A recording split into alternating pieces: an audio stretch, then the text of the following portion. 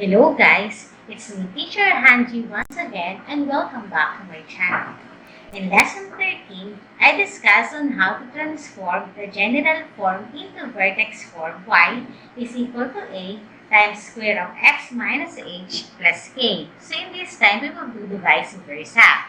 We will transform quadratic function in vertex form y is equal to a times square of x minus h plus k in the general form y is equal to ax squared plus bx plus c. So, let's begin. Transform the given quadratic function into general form y is equal to ax squared plus bx plus c. Let us have our first example. Y is equal to square of x plus 3 minus 1. So, if you notice, this one is written in vertex form.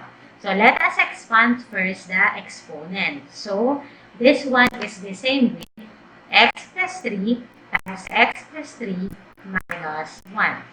Using the FOIL method, so let us multiply first the first term. X times x is equal to y is equal to x squared. And the outer term, x times 3 is positive 3x. And the inner term, 3 times x is equal to 3x. The last term, 3 times 3 is equal to positive 9. Just copy the negative 1 from our equation. So, from here, combine the like terms. So, we have 3x plus 3x and positive 9 minus 1. Simplifying that one, we will obtain y is equal to x squared plus 6x plus 8. So that's already the general form of this vertex form. Let us have example number 2. Y is equal to negative times square of x plus 5 minus 3. Again, expand the exponent. This one is the same with y is equal to negative times x plus 5 is x plus 5 minus 3. Using the FOIL method, just multiply the first term, which is x squared, copy the negative sign, and y from the beginning. Next, multiply the outer term, x times positive 5 will give us positive 5x. The inner term, 5 times x will give us positive 5x. And the last term, 5 times 5 is equal to positive 25. So from here, just copy the constant term we have in our general form. Next, add the similar term in our parentheses. So it will give us negative x squared plus 10x plus 25. Since we have here negative sign, we need to use distributive property or distribute negative to the terms in parentheses. So we have first negative times x squared, negative times positive 10x, and negative times positive 25. So it will give us negative x squared minus 10x plus 25 minus 3. So is just combine the constant terms that we have here. Therefore, the general form will be y is equal to negative x squared minus 10x minus 28. And that is the answer. So let us have third example. Y is equal to x squared of x minus 4 minus 8.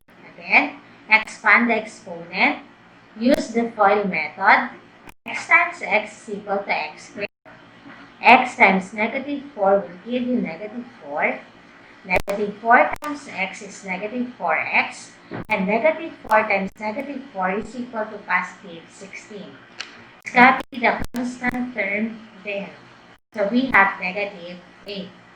Combine the like terms, negative 4x minus 4x and 16 minus 8. It will give us the general form y is equal to x squared minus 8x plus 8. Example number 4.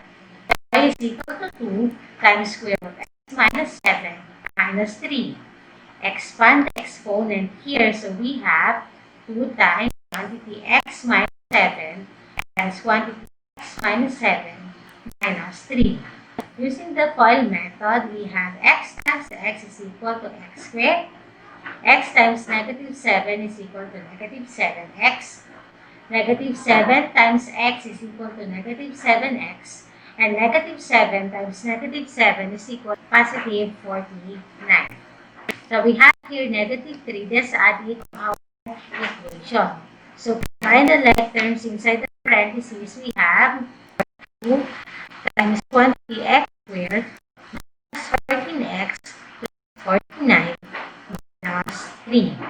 Distribute the coefficient of the terms inside the parentheses. 2 times x squared, 2 times negative 14x, and 2 times positive 49. So it gives us 2x squared plus 28x plus 98 minus 3.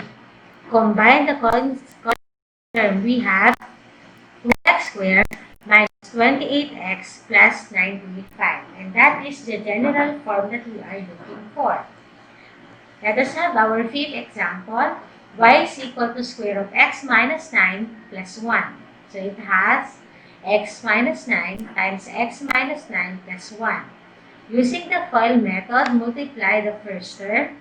X times x is equal to x squared. X times negative 9 is equal to negative 9x. Negative 9 times x is equal to negative 9x. And negative 9 times negative 9 is equal to positive 81. Plus 1 for the constant term. So, combining the like terms, we have x squared minus 18x plus 82. And that is the general form.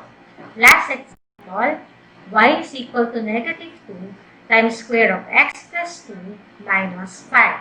Expand the exponent. So, we have negative 2 times x plus 2 times x plus 2 minus 5. So, using the FOIL method, we have x times x is equal to x squared. X times 2 is equal to 2x. 2 times x is equal to 2x. And 2 times 2 is equal to positive 4. Copy the constant term negative 5 to our equation. Next, combine the like terms.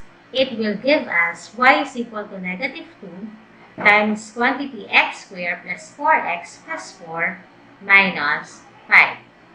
Next, distribute negative 2 to the terms inside the parentheses. So, negative 2 times x squared, negative 2 times 4x, and negative 2 times 4. It will give us negative 2x squared minus 8x minus 8 minus 5. Combine the similar term. Therefore, our general form is y is equal to negative 2x squared minus 8x minus 13. And that is how we transform the given quadratic functions in the form of vertex form into general form y is equal to ax squared plus bx plus c. Just remember to expand the exponent, use the FOIL method, combine the similar terms, and you will end up with the general form. So, thank you for listening. You're doing a good job. See you again.